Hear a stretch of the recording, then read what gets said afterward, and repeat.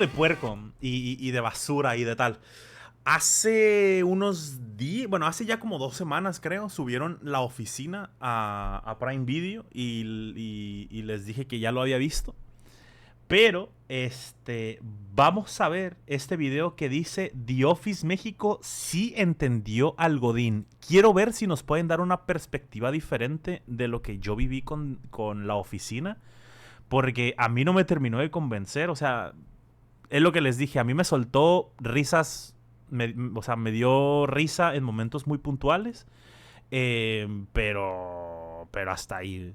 Adaptar The Office ¿Qué es un godín? Un godín es un empleado de oficina, güey, típico, o un salaryman, como se le conoce en Japón. siempre ha sido un riesgo. Es una de las comedias más queridas de la televisión y cada intento de llevarla a otro país suele terminar en lo mismo, comparaciones, críticas y fans molestos. Pero la versión mexicana acaba de hacer algo curioso. No parece perder algo del original, parece ganar algo nuevo. Porque cuando la historia de una oficina absurda llega a México, se encuentra con algo muy particular. Un ecosistema laboral donde millones de personas pasan gran parte de su vida sobreviviendo a jerarquías extrañas, rituales godines y jefes incompetentes. Eso sí. Y entonces, Tartaja, ¿eres godín? Bendito Dios, jamás lo fui. vale la pena preguntarse lo siguiente: ¿funciona esta adaptación por el talento detrás del proyecto o porque el mundo godín mexicano ya era, desde siempre, un gran episodio de The Office? Para entenderlo hay que ver tres cosas: de dónde viene este formato, quién está detrás de la versión mexicana y por qué nuestra cultura laboral parece haber nacido para esta comedia. Así que vamos. Puede que sí con lo último, pero al Chile no lo aterrizaron bien, güey. O sea, es como que pudieron haber hecho algo mucho más divertido, llevando como que toda ¿cómo se llama?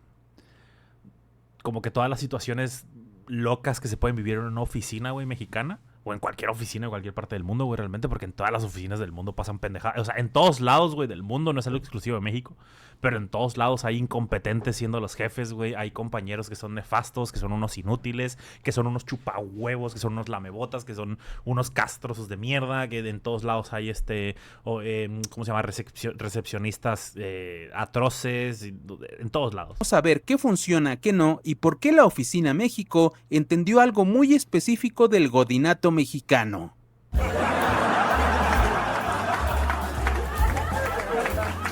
El concepto de The Office nació en un lugar bastante apropiado, una oficina, a finales de los 90.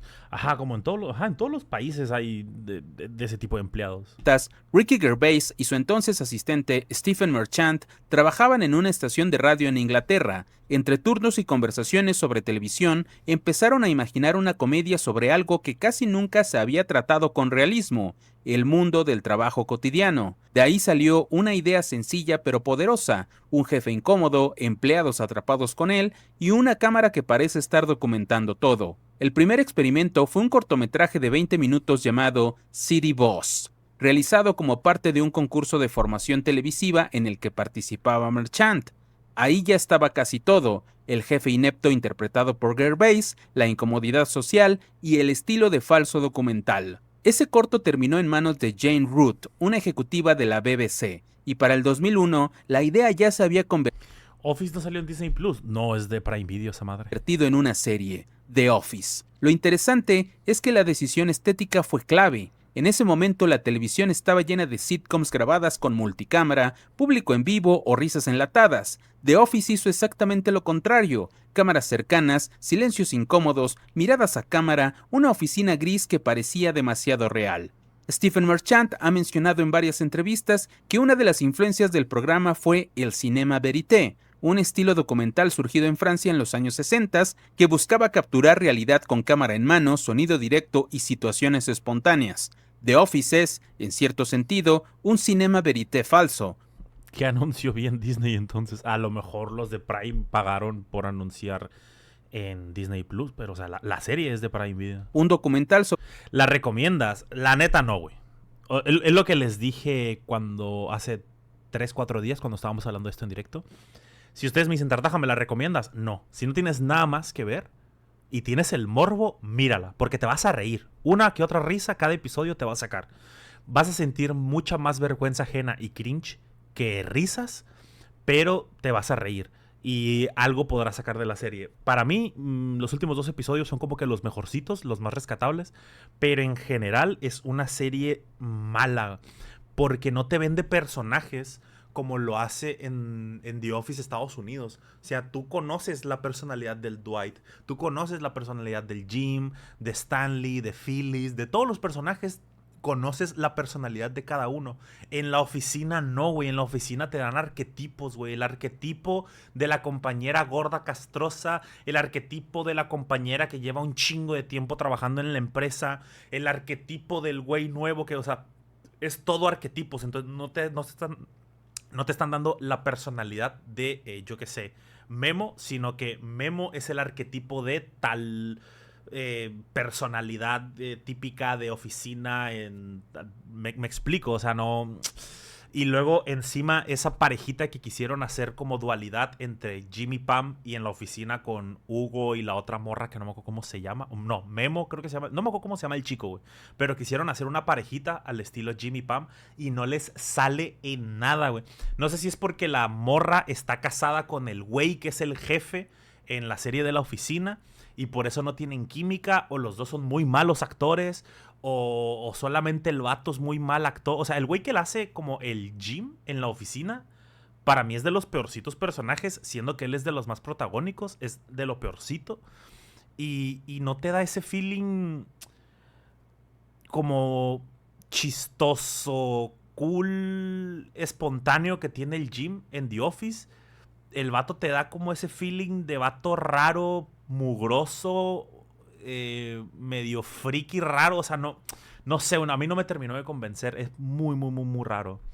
Ajá, hay que tomar en cuenta que son solo 8 episodios. Entonces lo que les digo de que si quisieron como copiar la fórmula al 100% de que la oficina... The Office la primera temporada es mala, güey. Entonces a lo mejor quisieron copiarlo al 100% y dijeron, güey, nuestra primera temporada va a ser mala, igual que la primera de The Office, y el resto de temporadas van a ser chidas. Pero esos 8 episodios no me transmitieron. Sobre gente que no existe, pero que se comporta como si fuera completamente real frente a una cámara. El otro componente fundamental fueron los personajes, especialmente el de David Brent, el jefe interpretado por Gervais.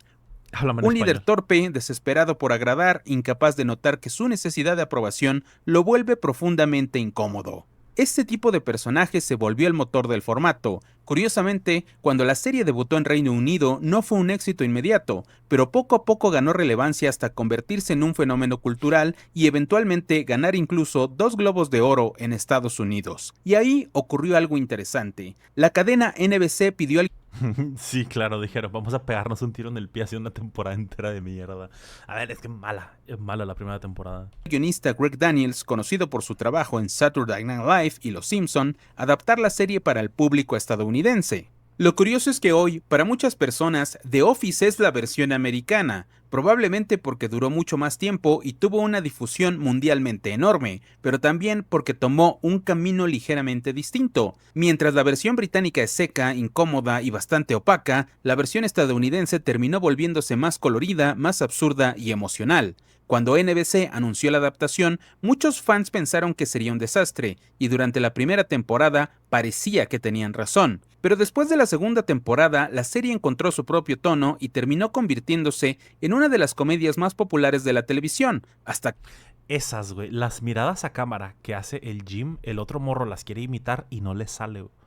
No le salen, o sea, voltea a ver a la cámara y más que hacer el chiste de... Volteó a la cámara así como de... Ve este pendejo, o sea, es como de que... No mames, qué mamada. O sea, en lugar de transmitir... parece como que está volteando a la cámara por ser mal actor, güey. O sea, es como que ese como mala costumbre que tienen actores nuevos de voltear a la cámara cuando no tienen que voltear a la cámara, se siente así, güey. O sea, es como de que se siente como que el vato es, o como, jaja, como si lo estuviera forzando. De que voltea a la cámara, es como que no tenía que haber volteado a la cámara y otra vez se regresa. O sea, no te transmite, güey. O sea, no. Yo creo que generalmente el chico simplemente es como que no muy buen actor. Que Steve Carell salió, por supuesto. Y todo esto nos lleva a la pregunta inevitable. Si este formato ya sobrevivió a 2 culturas laborales muy distintas, ¿qué pasa cuando llega una tercera? ¿Puede esto funcionar en México? Hay dos nombres que conviene tener en mente si queremos entender la comedia audiovisual mexicana de los últimos años: Gaz Alasraqui y Marcos Bucay. Alasraqui es co-guionista y director de una de las películas mexicanas más taquilleras de la historia, Nosotros los Nobles, una adaptación libre de El Gran Calavera, una película de 1949 protagonizada por Fernando Soler. Marcos Bucay, por otro lado, viene de un camino distinto pero igual de importante para la comedia reciente, el Internet. Muchos lo conocieron por videos que se volvieron virales en YouTube hace más de una década, como Colibritany, Ferisanti o Chip Torres, piezas cortas que ya mostraban algo muy particular de su estilo: observar lo absurdo de la vida cotidiana. Ambos terminaron encontrándose en proyectos más grandes. Trabajaron juntos en Club de Cuervos, la serie que Netflix se encargó tras el enorme éxito de Nosotros los Nobles, y que además se convirtió en algo histórico, la primera serie original de Netflix en español producida fuera de Estados Unidos. Desde entonces, los dos han seguido trabajando Y fue una buena serie. dentro del mismo territorio, la comedia. Bucay ha participado en proyectos como Cómo sobrevivir soltero y películas como Guadalupe Reyes o Fondeados, mientras que Alasraqui incluso dirigió recientemente una nueva versión de El padre de la novia. Es decir, no estamos frente a gente improvisando una adaptación, son creadores que llevan años trabajando en comedia y Y aún así lograron hacer un mierdón como fue la primera temporada de La Oficina. Mírate tú. también Qué en curioso. adaptar historias a nuevos contextos. Pero quizás lo más interesante de La Oficina México no está solo detrás de cámara, también está en el tipo de talento que aparece frente a ella. El protagonista es Fernando Bonilla, actor formado desde muy joven en teatro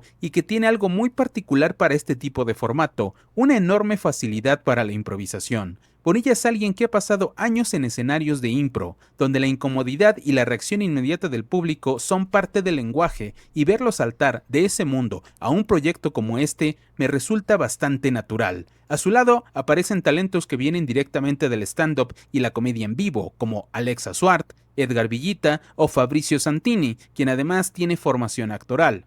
Y en la mesa de guión también está alguien muy importante para la escena: Roberto Flores, pionero del stand-up en México, guionista y actor. El resultado es una mezcla poco común en la televisión mexicana: actores de formación, improvisadores, comediantes de stand-up, tres tradiciones Tal vez por eso...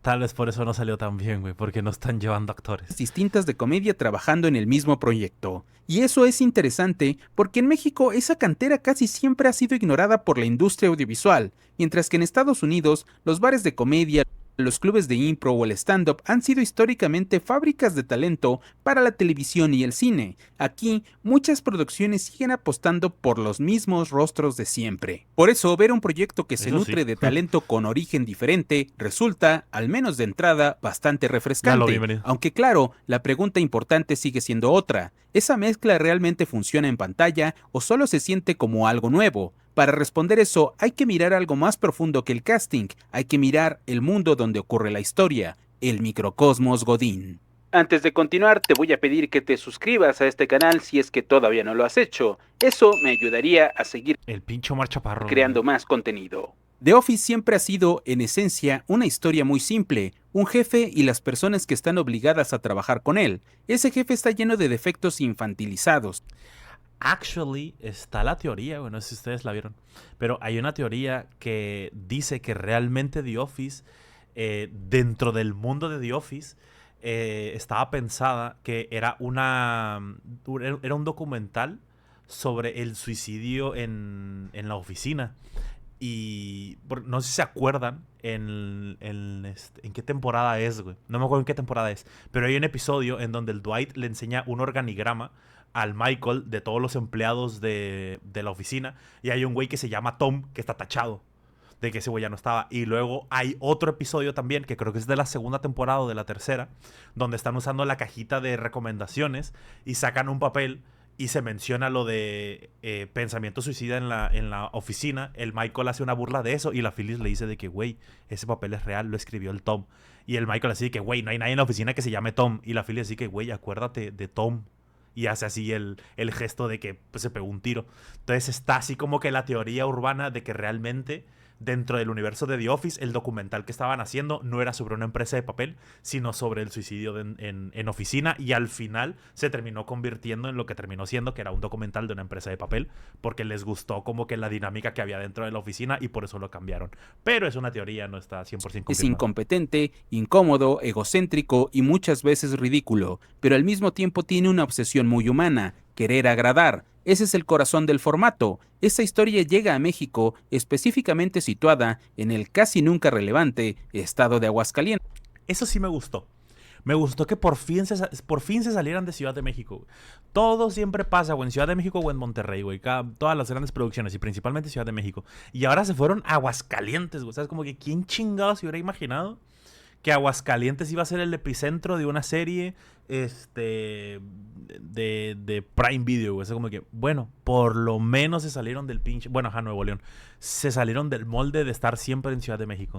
Perdón a los hidrocálidos. Pero antes de seguir con la trama, hay que revisar unos datos laborales sobre nuestro país para entender el fenómeno. Se estima que entre 11.8 y 17.8 millones de personas trabajan en oficinas, lo que representa hasta casi el 30% de la población económicamente activa, y aunque después de la pandemia apareció el home office, la mayoría de las empresas sigue obligando Aguascaque a sus empleados a volver a la oficina varias veces por semana. México, además, tiene una paradoja laboral curiosa. Es uno de los países que más horas trabaja al año, pero también uno de los que menos produce dentro de la OCDE. En otras palabras, trabajamos mucho, pero el sistema no recompensa. Con ese contexto, no es difícil sentir que la oficina ya es un escenario familiar para millones de mexicanos, y justamente por eso adaptar The Office aquí es muy curioso, porque no se está adaptando solo una comedia, se está adaptando un sistema cultural muy específico. Hasta ahora se han hecho alrededor de 15 versiones internacionales del formato: Canadá, Francia, Alemania, India, Australia, Suecia, incluso Chile con su versión llamada La Office. ¿What? ¿Los chilenos po weón tienen eso? Cada una tuvo que traducir el mismo concepto a su propia cultura laboral. Por ejemplo, la versión Trabajar muchas horas y ser poco productivo no indica eso. Ya, bueno, ¿te imaginas más o menos de qué pata cogea el creador del video, Bici? checa explora las tensiones organizacionales después del comunismo, y la australiana incluso cambió el arquetipo del jefe a una mujer. Pero en México el asunto es un poco más profundo. Aquí el trabajo no solo refleja La Office, quizá, wea. jerarquías laborales, refleja jerarquías sociales que ya existen fuera de la oficina. Somos un país donde tu puesto es una extensión de tu identidad, intransferible y no negociable. De ahí también viene el término godín, una palabra que empezó como un insulto para describir al oficinista gris y monótono, heredero de figuras como Gutierritos, aquel personaje de telenovela de los 60, Jefferson Gutiérrez, cuya vida laboral era una tragedia constante. Con el tiempo, el término cambió un poco. Hoy también describe una especie de picardía colectiva para sobrevivir a la explotación, la sublimación del dolor y la pena de compartir cubículo. Y justamente ahí es donde la Oficina México parece acertar, porque no se limita a tropicalizar el formato con chistes regionales o referencias superficiales. No vive del catálogo de Avon, de los toppers o de los zapatos flexi. Todo eso aparece, pero no es un chiste solitario. El verdadero acierto es que convierte el formato al contexto mexicano. Un buen ejemplo de esto es Jerónimo Ponce III, el personaje interpretado por Fernando Bonilla. Si David Brent y Michael Scott eran jefes incompetentes, Jerónimo agrega un elemento particular: es heredero de la empresa, un nepo baby. No está ahí por mérito, sino por familia. Eso amplifica algo que muchos mexicanos reconocen de inmediato. No solo es trabajar para un incompetente, sino para alguien cuya posición ni siquiera puede cuestionarse, para la imposición, para la continuidad de poder. Ese pequeño cambio le agrega al personaje una dimensión cómica con más posibilidades de ser explotada. que no hicieron, pero bueno. También ocurre algo parecido con otros arquetipos que se agregan o recolocan en otros rostros, como el trabajador de limpieza que orbita la oficina, pero no por ello no es parte de la familia, o el del empleado retraído. El del otaku, güey, esta madre. Da risa porque es otaku, güey, ¿sabes? O sea, no porque sea un buen personaje, sino porque, o sea, te ponen a un pinche otaku pajero, te vas a reír, güey, ¿sabes? Porque los otakus pajeros son chistosos y son producto para burlarse, pero de ahí en fuera no da para mucho más. Bueno, y cuando se viste de pinche K-Popper, güey, esa madre también fue, o sea, fue full cringe, pero da risa, porque de nuevo es un pinche otaku raro, güey, dan risa. QWERTY, que no se necesita conocer más allá de sus acciones e interactúa congruentemente cuando es necesario en la dinámica cómica. O también está Giancarlo, atrapado entre su identidad. El personaje de Giancarlo es bueno, güey. Porque es el personaje gay, que ya no es gay, pero que sí es gay. Y es un buen personaje. Sale muy poquito y da risa. A lo mejor es muy machista de mi parte que el gay sea chistoso, pero... Identidad personal y el conservadurismo del Bajío mexicano donde ocurre la historia. Este personaje no parece vivir del error de ser solo un estereotipo, al tiempo que hace una crítica al conservadurismo. Todos estos elementos funcionan porque respetan algo fundamental del formato original. Los personajes hacen cosas absurdas porque no son capaces de ver sus propias fallas, y su entorno tampoco. Esto es un motor cómico común por sí solo, pero que al verse a través de la farsa de una cámara registrando hasta los procesos íntimos de dicho error, se vuelven lo que siempre ha hecho. Las canciones del otaku estuvieron chidas, las supieron adaptar. Sí, pues que agarraron pura rolita acá famosilla de rock en español y lo hicieron coreano. Funcionara The Office. Se agradece el respeto a la línea motivacional de cada elemento. The Office es incómoda, es políticamente incorrecta en muchos sentidos porque hace close-up a las fricciones e interpretaciones torpes de lo que parecería ser un lugar civilizado y formal, y aquí eso se mantiene sin rebajar nada. La oficina como un pequeño ecosistema donde conviven la incompetencia, la explotación y la necesidad humana de pertenecer. Curiosamente, Ricky Gervais contó alguna vez que aprendió a escribir historias cuando un maestro le pidió describir algo muy simple, el trabajo de su madre. No una historia grandiosa, no una aventura de acción, solo algo cercano. Y ese principio sigue funcionando aquí. La Oficina México parece entender que la mejor forma de adaptar el formato no es copiarlo, sino observar su propio entorno, ir de lo particular a lo universal, sin tener que calcar escena a escena y chiste a chiste de versiones como la gringa. Hasta ahora, en sus primeros 8 episodios, la serie parece encontrar ese equilibrio. Mi único pero aquí es quizás que llega un poco tarde. Hoy el mockumentary ya no es una sorpresa y el arquetipo del jefe tipo Michael Scott ya es conocido por millones de espectadores en otros quemado, millones sí. de shows que fueron influenciados por este. La pregunta ahora es otra. ¿Será suficiente esta adaptación para destacar entre tantas opciones del catálogo? ¿Logrará volverse tan memorable como otras versiones? Eso Bien solo el pedo. tiempo lo dirá, pero al menos ahora parece que México entendió bastante bien a su propio Godín. No lo sé, Peter. No lo sé. Acabo de ver cómo le picaron el culo a alguien Just Pick el sacacacas.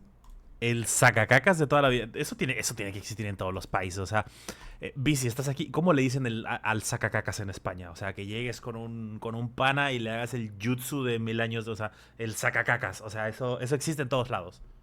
100%. O sea, en Colombia, en Chile, en Guatemala, en todos lados tiene que haber sacacacas.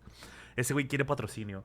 Suena un poco, sí, güey, ajá, así como de, güey, véanme, quiero patrocinio y tal. Pero no... No sé, no me termina de convencer.